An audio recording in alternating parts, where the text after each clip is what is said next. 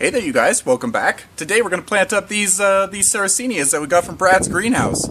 So I'll just take you back and we're going to look at the pot that we're going to use, talk a little bit about it, and then we're going to plant these guys. So excited.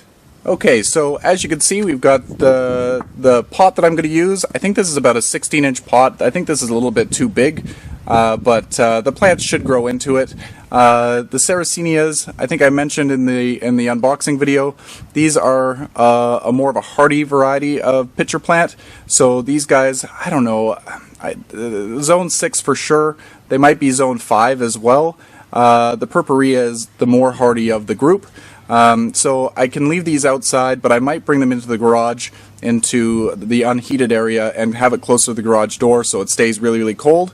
They do want to have a dormancy period. And then I've got it sitting in a large reservoir. I think this is probably 3 inches deep. These guys never want to dry out completely. Maybe dry down a little bit, but not completely dry. So I have the reservoir. It's going to stay always with water in it.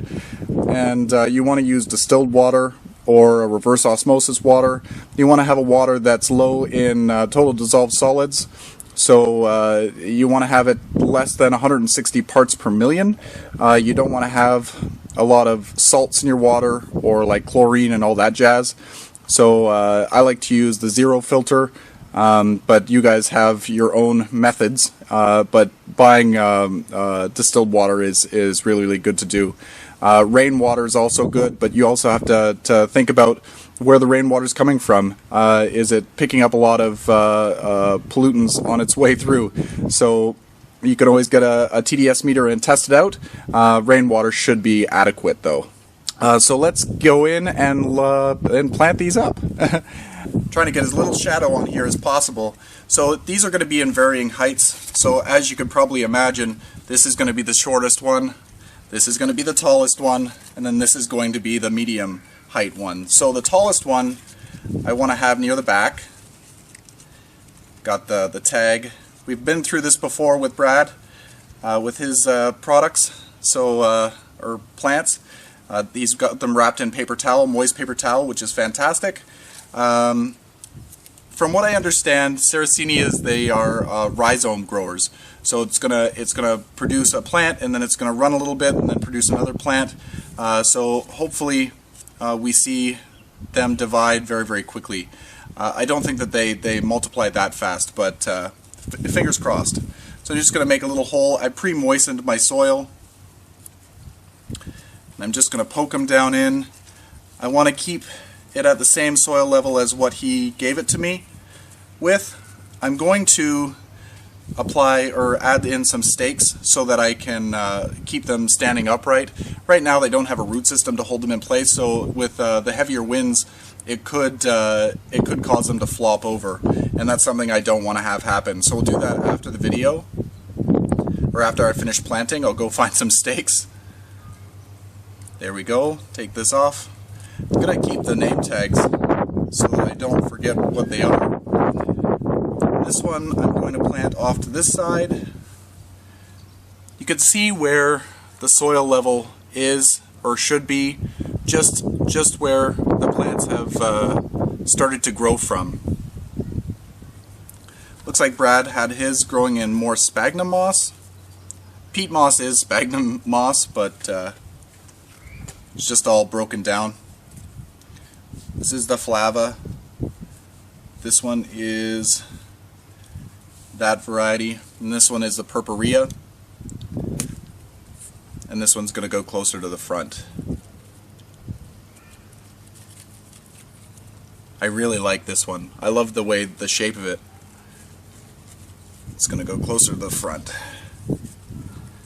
And same thing, you can see where the soil level is, so we're just going to plant it up to that level.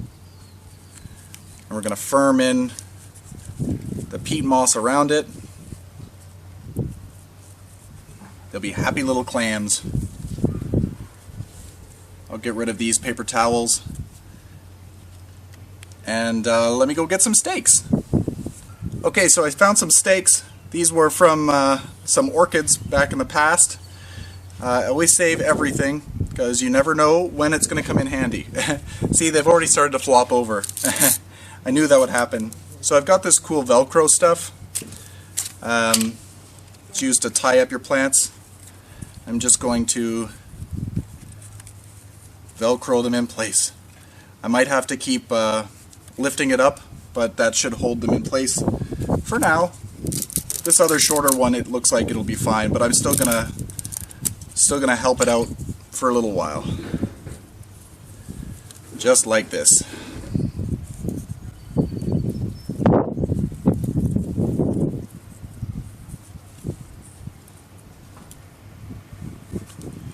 Alright, so hopefully they will like this pot, and I'll water this in a little bit later, but for now it should be moist enough. Fingers crossed. So we'll do a little update video on this eventually, maybe in a month or two. They're going to want full sun. They don't want to be in a shady spot, so keep that in mind if you want to try to grow them. And let's move the camera up a little bit. So I did a little bit of research, well, just a little bit of perusing the internet. I should have done this before I started. I noticed that the recommended soil that they use for Sarracenia is like a peat moss mixed with perlite, usually a 50-50 mix. So I didn't add any perlite, but I had some.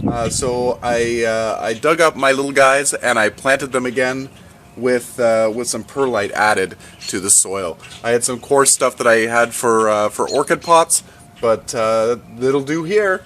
So anyway, I think it's just to add a little bit of aeration, because peat moss tends to get a little bit, I don't know, maybe a little bit dense when it gets wet. So this will add a little bit more airflow, but you still want to have good moist soil.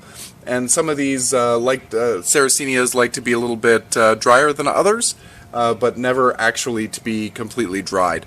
So we'll see. We'll experiment with these and see how they grow, and we'll learn together. That's the fun of it. It's fun to make mistakes and learn from them. Uh-oh. It's heavy. It's very heavy. It's full of water. So yeah, they're going to want full sun. You're going to want to make sure that they stay watered.